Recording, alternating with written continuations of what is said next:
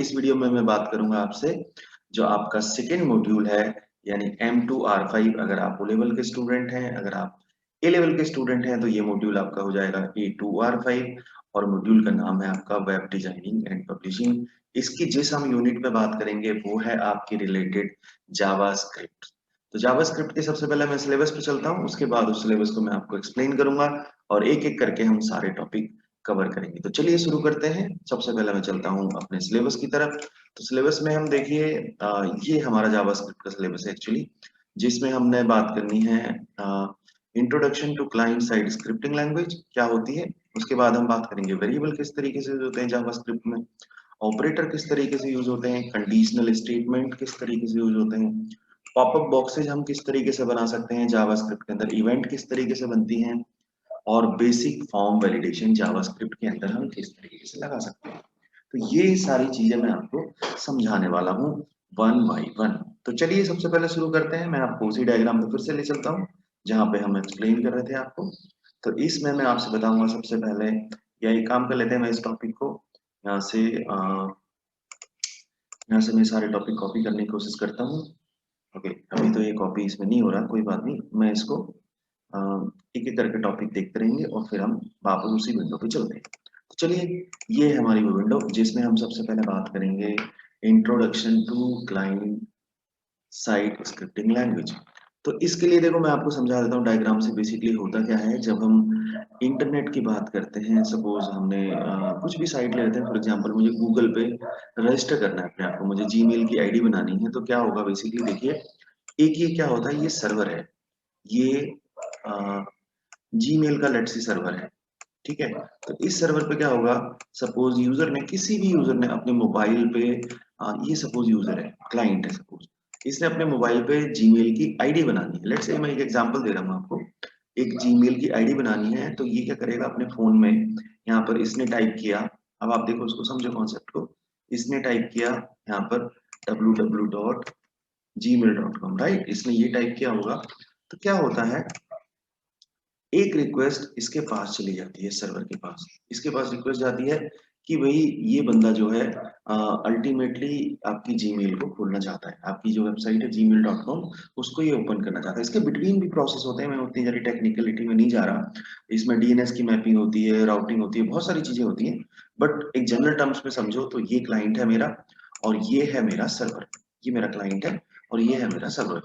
तो इस क्लाइंट ने इस साइट खोलनी थी gmail.com, इसने इसको रिक्वेस्ट भेजी और इसने वापस उस रिक्वेस्ट का रिस्पॉन्स इसको वापस जनरेट करके दे दिया, ठीक है, इसने इसको वापस रिस्पॉन्स जनरेट करके दे दिया। अब सपोज इसको साइन अप करना था, तो इसने सारे यहाँ पे फील्ड्स भरने शुरू कर दिए, नेम, फोन नंबर, ईमेल, है ना, पासवर्ड, ये सारी चीजें इसने भरनी शुरू कर दी। तो होता क्या है, पहले हम रिक्वायरमेंट समझते हैं कि क्लाइंट साइड जो स्क्रिप्टिंग होती है उसकी रिक्वायरमेंट क्या होती है बेसिकली।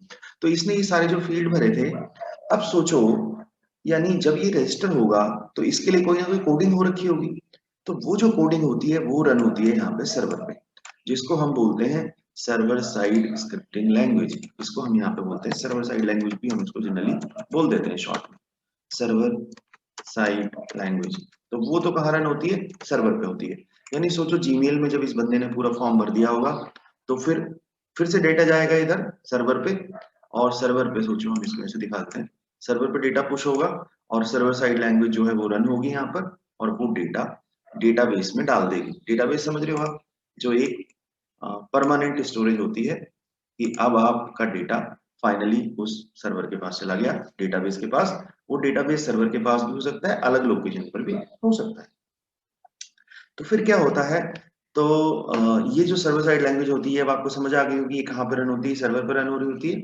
यहाँ से क्लाइंट ने सपोज रिक्वेस्ट पुश की कि मुझे ये रजिस्टर करना है अपना ईमेल आईडी, और वो जाके डेटाबेस के अंदर, सर्वर के अंदर चला गया। तो अब क्या होता है, सपोज इस यूजर ने, सपोज एक एग्जांपल लो, ईमेल जो थी वो वैलिड नहीं डाली, यहाँ पर इसने ईमेल गलत डाल दी, या हम समझ लेते हैं उसने पासवर्ड जो है सपोज उतने कैरेक्टर का नहीं डाला जितना डालना चाहिए था। तो अब ये तो चेक करना पड़ेगा कि वो सर्वर, अगर वो ईमेल गलत है या फिर पासवर्ड कम डिजिट का है या फोन नंबर के अंदर उसने गलत वैल्यू डाल दी, तो वो चेक करना पड़ेगा, क्योंकि इनवैलिड एंट्री तो नहीं जा सकती। तो उस केस में क्या करना होता है, इसको किसी ना किसी लैंग्वेज से हमें कंट्रोल करना पड़ेगा, हमें प्रोग्राम के अंदर कंडीशन लगानी पड़ेगी, इफ कंडीशन की अगर ये ईमेल आईडी वैलिड नहीं है तो हम इसको इंसर्ट नहीं होने देंगे। तो ये काम अगर हम सर्वर पे करते हैं, यानी इसने जब पुश किया डेटा, सपोज इसने पूरा का पूरा फॉर्म ये जो बनाया था, ये पूरा फॉर्म इसने भेजा, इसको इधर भेज दिया इसने, ठीक है। तो इधर अगर हम चेक करेंगे तो देखो इससे दो नुकसान है। क्या नुकसान है? एक तो स्लो हो जाएगा। ये स्लो क्यों हो जाएगा? क्योंकि पहले ये अपना डेटा इधर पुश करेगा, फिर इधर ये चेक करेगा सर्वर कि ये डेटा तो वैलिड नहीं है, फिर वापस इसको इसको बताएगा, तो इसको इसलिए टाइम लगेगा। इस क्लाइंट को ये चीज पता करने में कि मैंने इनपुट सही डाली या नहीं डाली, उसको टाइम लगेगा, क्योंकि पहले वो डेटा भेजेगा, यहाँ पुश करेगा, उसके बाद डेटा वापस आएगा, राइट। बट अगर हम क्लाइंट साइड पे ही ये चेक कर लें कि जो हमने फॉर्म में डेटा डाला है वो ठीक है नहीं है, तो ये काम तो फास्ट हो जाएगा। और दूसरी चीज, इससे हमारे सर्वर पे लोड भी नहीं बढ़ेगा। जो हमारा सर्वर है ना, इसको तो प्रोसेस करने का भी काम है ना। जैसे इसने रजिस्टर किया था, तो साइन अप करने के बाद ये सारा डाटा सर्वर में भेजेगा, डेटाबेस में भेजेगा, तो ये भी काम है। और इतनी सारी रिक्वेस्ट हैंडल कर रहा होगा ये, क्योंकि क्लाइंट तो बहुत सारे हैं, तो इसीलिए सर्वर पे लोड ना पड़े। ये भी हमारे को फायदा होता है अगर हम client side scripting language use करते हैं। तो वो क्या होता है, यानी जैसे हम फॉर्म भर रहे थे, तो जैसे हमारा पेज क्लाइंट पे एचटीएमएल का पेज यहाँ पे लोड हो जाता है सिस्टम में, यहाँ पे एचटीएमएल का पेज लोड हो जाता है ना यूजर को देखने के लिए, उसको व्यू देखने लगता है, उसकी एक कॉपी सर्वर से उठ के यहाँ पर आ जाती है। उसके साथ साथ उसको क्लाइंट साइड स्क्रिप्टिंग लैंग्वेज जो होती है, जिसका एग्जांपल है जावास्क्रिप्ट, वो भी उस क्लाइंट के सिस्टम में ही इंस्टॉल हो जाती है। तो जब वो सबमिट यहाँ पे करेगा, तो सबमिट में क्या करता है, वो पहले जावास्क्रिप्ट भी कॉल हो गई, यहाँ पे जावास्क्रिप्ट भी आ गई, तो वो जावास्क्रिप्ट चेक करती है कि ये पूरा फॉर्म प्रॉपर भरा हुआ है या फिर नहीं है। जब जावास्क्रिप्ट उसको रेस्पॉन्स कर देती है कि हाँ भाई चलो ये पूरा फॉर्म ठीक है, तब आपकी रिक्वेस्ट फाइनली जाती है इधर सबमिट होने के लिए, ठीक है। तो क्लाइंट साइड पे ही जो आपका पेज लोड होता है, उसके साथ साथ आपकी क्लाइंट साइड स्क्रिप्टिंग लैंग्वेज भी लोड हो जाती है आपकी क्लाइंट्स में। वो आपका मोबाइल हो, वो आपका लैपटॉप हो, आप जहां से भी कोई वेबसाइट एक्सेस कर रहे हैं, तो उसका जो व्यू आपका ब्राउजर में आपका लोड होता है, उसके साथ साथ उसकी क्लाइंट साइड की लैंग्वेज भी लोड हो जाती है। तो ये मैंने आपको समझाया एग्जाम्पल। अब आई थिंक आपको समझ आ गया होगा, फिर भी नहीं आया होगा तो आप मेरे से पूछ सकते हैं। और दूसरी चीज मैं आपको बता देता हूँ, अगर आपको ये समझ आ रहे हैं नोट्स, आपको जो मैं समझा रहा हूँ ये समझ आ रहा है, फिर भी आपको लिखने के लिए कि मुझे एग्जाम में क्या लिखना है, उससे रिलेटेड अगर आपके डाउट्स हैं, तो मैं आपको बता देता हूँ कि आप कमेंट करिए, मेरे से पूछिए, मैं आपको इसकी पीडीएफ फाइल आपकी ईमेल आईडी पे भेज दूंगा, या फिर आप मेरे से व्हाट्सएप करके मैसेज भी कर सकते हैं, मैं उसकी पीडीएफ फाइल आपको दे दूंगा। आई होप कि जो मैं समझा रहा हूँ आपको समझ आ जाएगा। फिर भी कोई डाउट है तो आप मेरे से पूछ सकते हैं। और अगर आप चैनल पर नए हैं तो प्लीज चैनल को सब्सक्राइब करिए और बेल आइकन दबाइए, जिससे आपको सारे वीडियोस की नोटिफिकेशन मिलती है। तो आई होप कि जो मैंने आपको क्लाइंट साइड स्क्रिप्टिंग लैंग्वेज होती क्या है बेसिकली वो समझाया, वो आपको समझ आ गया होगा। अब एक्चुअली में हम कोडिंग की तरफ बढ़ेंगे, जिसमें हम बात करेंगे वेरिएबल किस तरीके से डिक्लेयर होता है, जावास्क्रिप्ट बनती कैसे है, और जावास्क्रिप्ट के अंदर हम पॉपअप कैसे लगाते हैं, इफ एल्स कैसे लगाते हैं, वो सारी चीजें मैं आपको समझाऊंगा। तो चलिए, जावास्क्रिप्ट का कोड बड़ा सिंपल होता है। उसको लिखने के लिए हम कोई भी एडिटर, फॉर एग्जांपल नोटपैड या फिर आपका नोटपैड प्लस प्लस, किसी में भी एक टेक्स्ट फाइल बना लेते हैं और उसको सेव कर देते हैं डॉट एचटीएमएल से। यानी आपके पास सपोज ये एक एचटीएमएल की फाइल है, ये है आपकी फाइल एचटीएमएल की। तो एचटीएमएल की फाइल के अंदर आप क्या करोगे, एचटीएमएल की फाइल के अंदर आप इसी के अंदर जावास्क्रिप्ट का कोड भी लिख सकते हो, यानी जेएस का कोड। और आप इस जेएस के कोड को अलग से एक फाइल बना के भी लिख सकते हो। यानी ऐसा भी हो सकता है प्योर जावास्क्रिप्ट की फाइल बनाओ, तब आपकी फाइल का एक्सटेंशन होता है डॉट जेएस। फिर आप उसको इस एचटीएमएल में कॉल कर सकते हो। वो कैसे करोगे वो मैं बता दूंगा, वो एक्सटर्नल फाइल कॉल करने का तरीका होता है। तो चलिए अब हम चलते हैं कोडिंग की तरफ, जहां पे हम बात करेंगे कि हम किस तरीके से कोडिंग करेंगे जावास्क्रिप्ट की। तो मैंने डेस्कटॉप के ऊपर एक फोल्डर बना रखा है जावास्क्रिप्ट का। ओके, मैं उस फोल्डर को देखता हूँ और उसमें आपसे एक फाइल बनवाऊंगा। तो चलिए सबसे पहले हम उस विंडो की तरफ चलते हैं जहां पर हमने जावास्क्रिप्ट अपना बना रखा है। तो चलिए डेस्कटॉप में आपके साथ शेयर करता हूँ। लेट्स से मैं फिर से पूरी स्क्रीन शेयर कर रहा हूँ और अब आप देख रहे हो ये मैंने एक फोल्डर बना रखा है। इसके अंदर मैं एक फाइल बनाऊंगा, ये लिख लीजिए न्यू टेक्स्ट फाइल। और इस टेक्स्ट फाइल को मैं ओपन कर लेता हूँ एडिट प्लस प्लस में, नोटपैड प्लस प्लस में, ठीक है। इस नोटपैड प्लस प्लस में मैं कोडिंग लिखूंगा और फिर मैं इसको सेव करूंगा। तो अब आपको ये तो पता चल गया होगा कि जो हम जावास्क्रिप्ट का कोड लिखते हैं वो हम एचटीएमएल फाइल के अंदर भी लिख सकते हैं और हम एक्सटर्नल जेएस बना के भी लिख सकते हैं। देखिए किस तरीके से मैं लिखूंगा इसमें। अब मैं इस विंडो को शेयर कर देता हूँ। ओके, अब आई थिंक आपको दिख रहा होगा। अब हम यहाँ पे किस तरीके से कोड लिखेंगे, देखिए सबसे पहले मैं टैग लगाऊंगा अपना एचटीएमएल टैग, राइट। उसके बाद में टैग लगाऊंगा टाइटल, अगर मुझे टाइटल में कुछ देना है तो मैंने यहाँ पर सिंपल लिख दिया दिस इज टाइटल, राइट। तो ये मेरा टाइटल टैग क्लोज हो गया। HTML मैं ऑलरेडी अपलोड कर चुका हूँ HTML का वीडियो, आप वहां से देख सकते हो HTML के टैग किस तरीके से लगते हैं, क्या होता है उसके अंदर, वो सारी चीजें वहां पर हैं। हेड, हेड के अंदर फिर मैं लगाता हूँ स्क्रिप्ट। पहले क्या होता था, आपको लिखना होता था script language equal to JavaScript. अब आप सिर्फ स्क्रिप्ट भी लगाते हो तो ऑटोमेटिकली जावास्क्रिप्ट को डिटेक्ट कर लेता है। और अब मेरा ये टैग बंद हो गया स्क्रिप्ट और इसके अंदर हो गया हेड। अब आपको लग रहा होगा मैंने स्क्रिप्ट के अंदर कुछ लिखा तो है ही नहीं, तो मैं आपको समझा देता हूँ कि यहाँ पे कोडिंग अभी हम करने वाले हैं। जावास्क्रिप्ट की कोडिंग किस तरीके से होगी वो मैं आपको समझाऊंगा, ठीक है।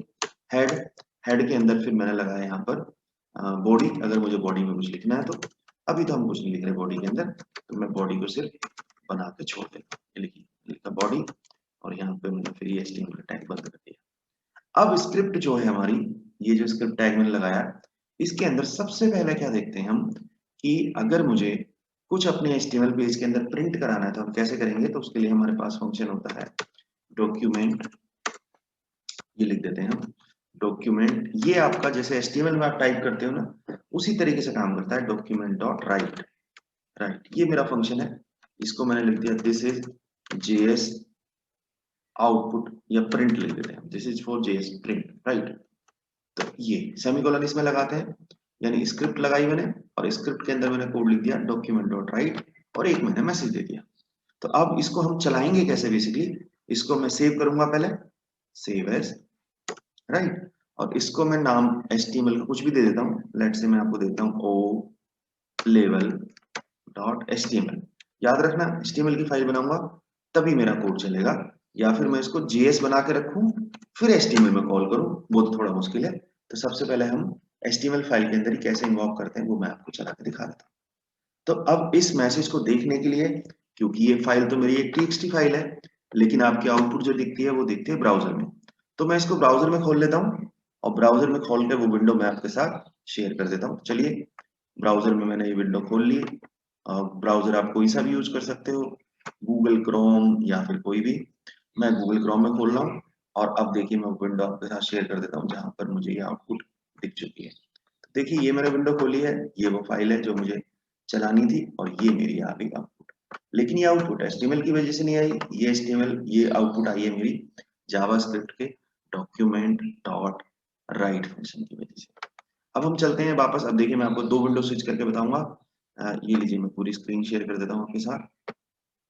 अगर हम अगर हमें कोडिंग करनी होगी तो हम इस फाइल पे जाएंगे और यहाँ पे कोडिंग कर लेंगे, और मुझे आउटपुट देखनी होगी तो मैं इस पेज को रिफ्रेश कर दूंगा, ठीक है।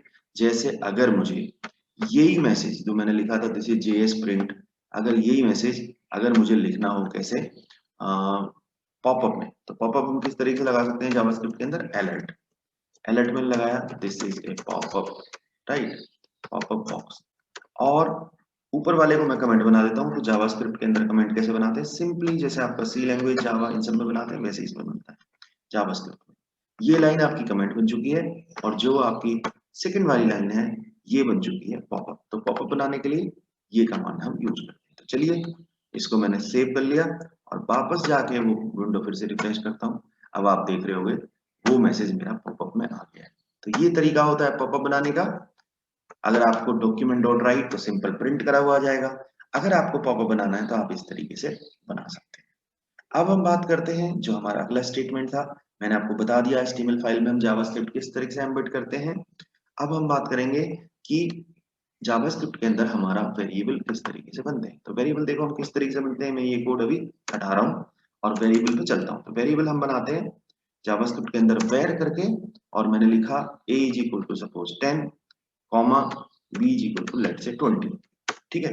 इसी तरीके से मुझे इन दोनों का सपोज सम प्रिंट करना है तो मैं एक और वेरिएबल लेता हूँ var c is equal to a plus b, ये दोनों का सम हो गया। और अगर मुझे पॉपअप में देना है तो मैं क्या कर सकता हूँ, अलर्ट, और ये लीजिए मैंने इसमें प्रिंट करवा दिया c, ठीक है। तो क्या आ जाएगा, मुझे जैसे ही मैं प्रोग्राम रन करूंगा मेरे को आउटपुट मिल जाएगी 10 + 20 सम होके कितना मिल जाएगा मेरे को 30। तो चलिए इसको फिर दोबारा रिफ्रेश कर लेते हैं। अब आप देख रहे होंगे आपको आउटपुट मिल गई 30। तो ये तो होना ही था। तो हमने देखा क्या कि वेरिएबल किस तरीके से डिक्लेयर करते हैं जावास्क्रिप्ट के अंदर।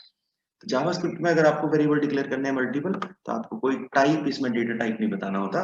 आप सिर्फ लिखोगे वेर, और अगर आपको स्ट्रिंग वैल्यू लेनी है तो आप लिखोगे वेर 8 इक्वल टू, आप सिंपल क्या लिख दोगे, डबल कोट्स में वो वैल्यू दे दोगे। तो ये होता है तरीका वेरिएबल डिक्लेयर करने का। अब हालांकि मैं आपको पॉपअप के लिए बता चुका हूँ अलर्ट, लेकिन मैं एक पॉपअप और बता देता हूँ अगर हमें लेनी होती है यूजर से इनपुट।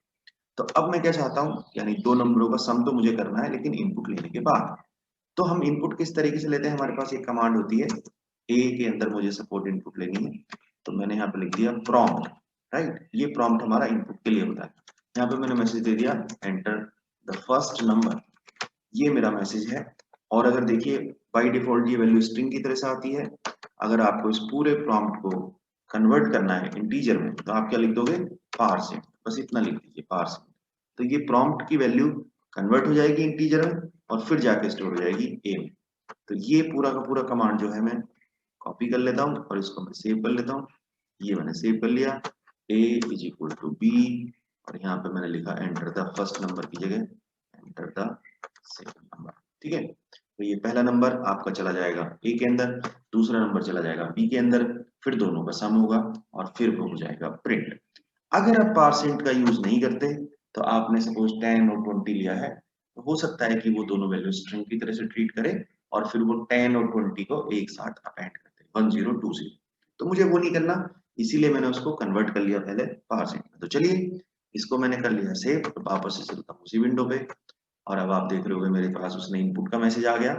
तो मैंने यहाँ पे डाला सपोज 12, अगला नंबर फिर मेरे से पूछा, मैंने डाल दिया 13। अब आपको पता होगा दोनों का सम होने के बाद क्या आउटपुट आ जाएगी, 25। तो ये मैंने आपको तरीका बता दिया कि जावास्क्रिप्ट के अंदर हम इनपुट किस तरीके से लेते हैं। प्रॉम्प्ट से हम इनपुट लेते हैं, और अगर मुझे पॉपअप के अंदर मैसेज देना है तो वो मैं देता हूँ अलर्ट के साथ। तो अब मैं आपको बता चुका हूँ कि जावास्क्रिप्ट एक एचटीएमएल पेज में इंक्लूड कैसे होती है, जावास्क्रिप्ट के अंदर हम वेरिएबल किस तरीके से बनाते हैं, जावास्क्रिप्ट के अंदर हम इनपुट कैसे लेते हैं, जावास्क्रिप्ट के अंदर हम पॉपअप कैसे बनाते हैं, और जावास्क्रिप्ट के अंदर हम छोटे छोटे ऑपरेशन किस तरीके से करते हैं। अब आपसे ऑपरेटर पूछ सकता है जावास्क्रिप्ट के अंदर, तो ऑपरेटर आप कौन से बताने हैं, arithmetic operator, plus minus, less than, greater than, less than equal to, greater than equal to, double equal to, not equal to, assignment operator, equal to, plus plus, minus minus, सारे operator कोई चलते हैं, and और जो आपने सी language में पढ़े हैं वो सारे ऑपरेटर चलते हैं। अगर आपको डिटेल में देखना है तो मैं सी की तरह से बिल्कुल चलते हैं इसके अंदर।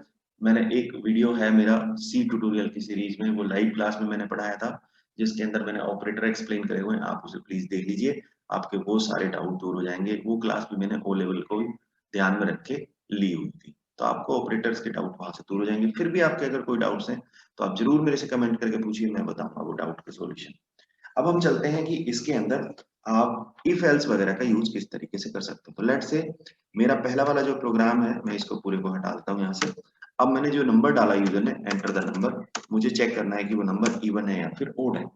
तो इसके अंदर मुझे इफ एल्स का यूज करना पड़ेगा। तो देखिए मैं किस तरीके से लगाऊंगा, if a modulus 2 is equal to 0। इसका मतलब अगर उसको डिवाइड करने पे 0 बच जाता है, तो मैं क्या करता हूँ, अलर्ट में दे देता हूँ। वो मेरी चॉइस है, अगर मैं प्रिंट करना चाहता हूँ तो मैं डॉक्यूमेंट डॉट राइट का यूज करूंगा, अगर मैं पॉपअप में देना चाहता हूँ तो मैं अलर्ट का यूज करूंगा। तो मैंने यहाँ पे दे दिया इवन नंबर, ये मुझे मैसेज देना है। एल्स में मैंने दे दिया alert this is odd number, कोई भी मैसेज मैंने दे दिया, ठीक है। तो ये मैसेज मेरा आ गया। अब आप देख रहे होंगे ये, हालांकि इसमें भी बात फिट बैठती है कि अगर आपका एक ही स्टेटमेंट है इफ एल्स के साथ, तो आप चाहे तो ये कर्ली ब्रेसेस लगाओ, चाहे तो ये कर्ली ब्रेसेस ना लगाओ, ठीक है। तो इसको समझने के लिए हम क्या करते हैं, अब ये प्रोग्राम चलाने के लिए हम इसको सेव कर लेते हैं और वापस अपना जो हमारा जो HTML का पेज है उसको हम रिफ्रेश करते हैं। देखिए उसने मेरे से बोला एंटर द नंबर, मैंने डाल दिया 31 और उसने मेरे को बता दिया this is odd number. Okay, इस पेज को मैं फिर से रिफ्रेश करता हूँ, इस बार मैंने डाल दिया 44 इस बार वो बताएगा इवन हो गया। तो ये मेरा यूज था, किस तरीके से मैं कंट्रोल स्टेटमेंट का यूज करूंगा, जिसमें मैंने बात की आपसे इफ एल्स की। एक एग्जांपल और समझ लेते हैं, यानी मुझे सपोज एंटर द नंबर और मैं उस नंबर का टेबल प्रिंट कराना चाहता हूँ। तो आपको पता होगा टेबल के लिए मुझे क्या करना पड़ेगा, लूप चलाना पड़ेगा। तो मैं लूप चला देता हूँ 4, यहाँ पर मैंने लिख दिया i इज इक्वल टू 1 से शुरू होना है वो, और i less than equal to 10, 10 तक टेबल जाती है ना, i प्लस प्लस। तो मैंने ये लूप चला दिया और इसके अंदर मैं करूंगा क्या, प्रिंट कर देता हूं मैं वहीं पे डॉक्यूमेंट डॉट राइट, और इसमें मैंने प्रिंट कर दिया, क्या प्रिंट करना है मुझे, a into I, right, a into I, ये मुझे प्रिंट करना है। तब आप देखोगे तो ये क्या करेगा, ये विदाउट स्पेस एक साथ प्रिंट कर देगा। अगर मुझे स्पेस चाहिए तो मैं HTML के टैग भी यहाँ पे लगा सकता हूँ, देखिए डबल कोट्स में मुझे लगाने होते हैं वो, मैंने यहाँ पे लिखा BR। तो इससे क्या होगा, आपका जो BR टैग है वो एग्जीक्यूट हो जाएगा, वो प्रिंट नहीं होगा। उसके बाद प्लस करके मैंने ये दोनों वैल्यू एक ब्रैकेट के अंदर कर दी, यानी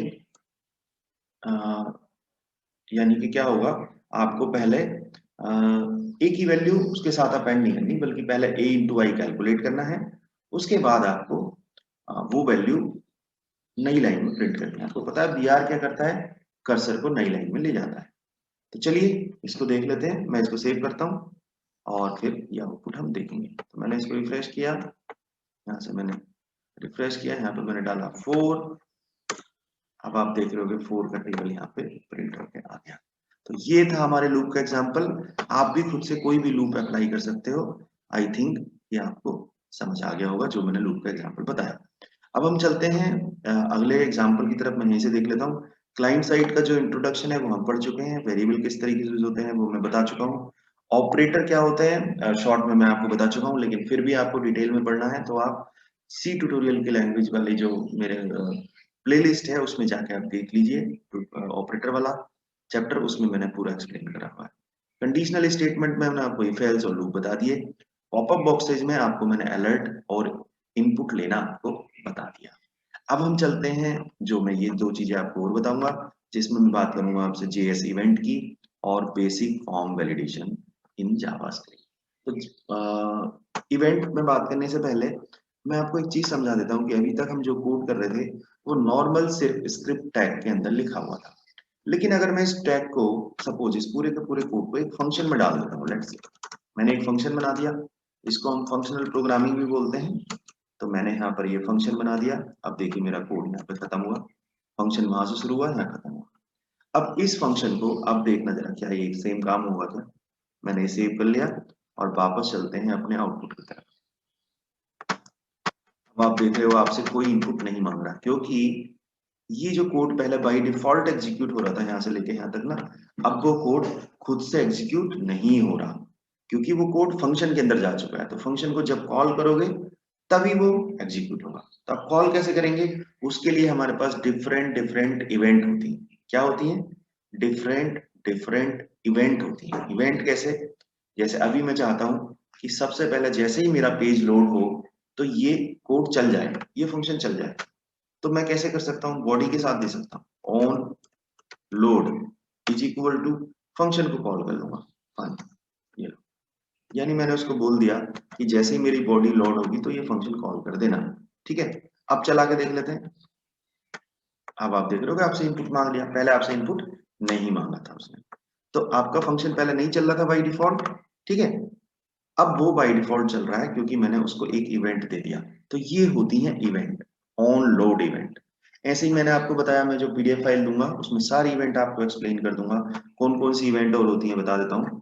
तो मैं यहाँ पे HTML में कमेंट बना देता हूँ और आपको पता होगा HTML में कमेंट कैसे बनता है, इस तरीके से, ठीक है। तो ये मेरा HTML का कमेंट है, इसके अंदर मैं कुछ भी लिखूंगा तो आपको वो एग्जीक्यूट नहीं होगा, यानी वो डिस्प्ले नहीं होगा। तो इवेंट कौन सी होती है, जैसे हम एक इवेंट लगा देते हैं ऑन क्लिक।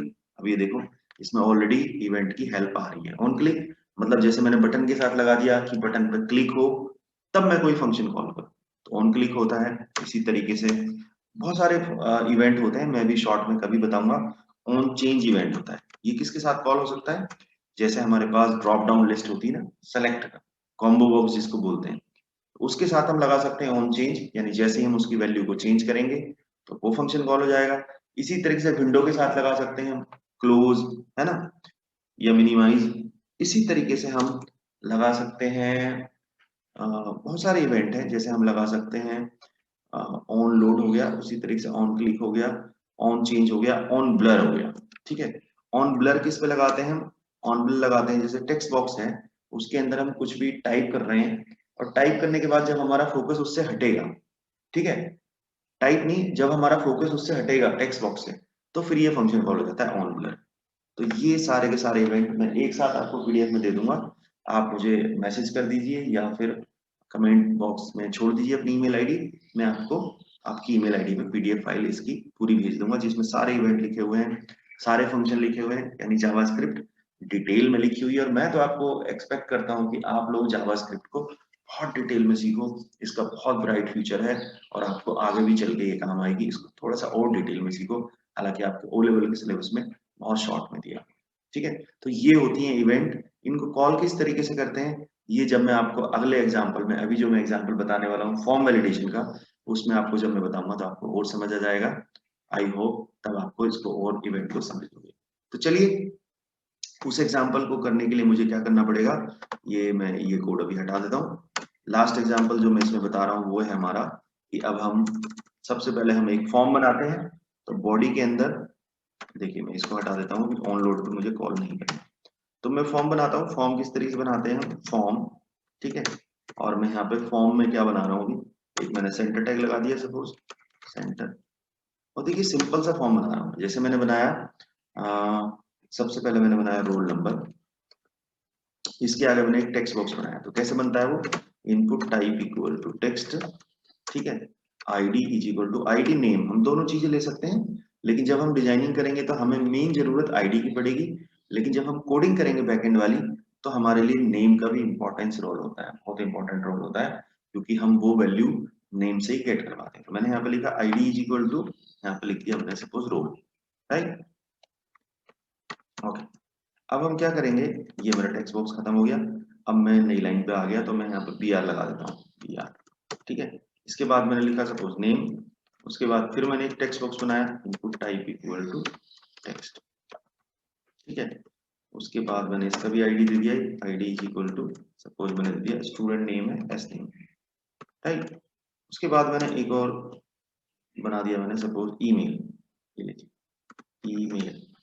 उसके साथ भी मैंने एक टेक्स्ट बॉक्स बना दिया, input type equal to text, और मैंने आईडी रख दी यहाँ पे ईमेल। वैसे मुझे क्या करना चाहिए, ईमेल बनाने के लिए अब अलग ही टाइप का फील्ड आता है जिसमें हम दे सकते हैं ईमेल, ईमेल ही दे सकते हैं, ठीक है। इसके साथ भी मैंने लगा दिया बी आर, यानी अब आपका कंट्रोल नई लाइन में चला जाएगा। अब हम क्या बनाएंगे, इसके बाद हम दो बटन बना लेते हैं। एक बटन बनाएंगे हम सबमिट का, तो वो कैसे बनाते हैं, इनपुट टाइप इक्वल टू मैंने दे दिया सबमिट, नेम मैंने दे दिया is equal to suppose okay, और वैल्यू जो बटन पे मेरे डिस्प्ले होना चाहिए वो मैंने दे दिया सपोज ओके, दे दिया चलो, ठीक है। और एक और बटन बना दिया मैंने, input type is equal to reset. Reset का बटन क्या होता है, यानी आपका पूरा फॉर्म ब्लैंक हो जाएगा अगर आपने उसको क्लिक कर दिया तो। Reset name is equal to cancel, right, और वैल्यू इज इक्वल टू मैंने दे दी कैंसिल, चलो कुछ भी दे देते हैं, ठीक है। तो ये दो बटन बन गए मेरे, एक मेरा ओके का और एक मेरा कैंसिल का, बट एक सबमिट का काम करेगा और एक मेरा कैंसिल का काम करेगा। तो अब इसके बाद मैं आपको ये दोनों टैग बंद कर देता हूँ, सेंटर, और आपका एक और टैग बंद कर दिया मैंने, फॉर्म, ठीक है, फॉर्म, ये टैग मैंने बंद कर दिया। अब देखो ये जावास्क्रिप्ट का जो कोड है इसको तो हम पूरा बदलेंगे, और इस कोड को मैं आपको कॉल भी कैसे कराऊंगा, ऐसे नहीं कराऊंगा कोड, ये जो फंक्शन है फन फंक्शन, इसको अब मैं कॉल कराता हूँ इस सबमिट बटन के क्लिक पे यहाँ पर। यानी जब यूजर, पहले तो देख लेते हैं कि हमारा फॉर्म बना कि नहीं बना, तो मैंने इसको सेव कर दिया और ये पेज में करता हूँ रिफ्रेश। तब आप देख रहे होगे एक फॉर्म टाइप का बन गया, हालांकि ये बिल्कुल बेसिक फॉर्म है, इसमें ना मैंने कोई सीएसएस लगाई, मैंने कुछ भी नहीं लगाया, ना कोई टेबल बनाई, ना कोई कलर कॉम्बिनेशन, कुछ नहीं, सिंपल। तो ये रोल नंबर नेम ईमेल, यानी मैं क्या चाहता हूँ यहाँ पे क्लिक करने पे जब यूजर डाले तो फिर हमारा कुछ फंक्शन कॉल हो वो जावास्क्रिप्ट। तो हम कैसे करेंगे यहाँ पे, इस सबमिट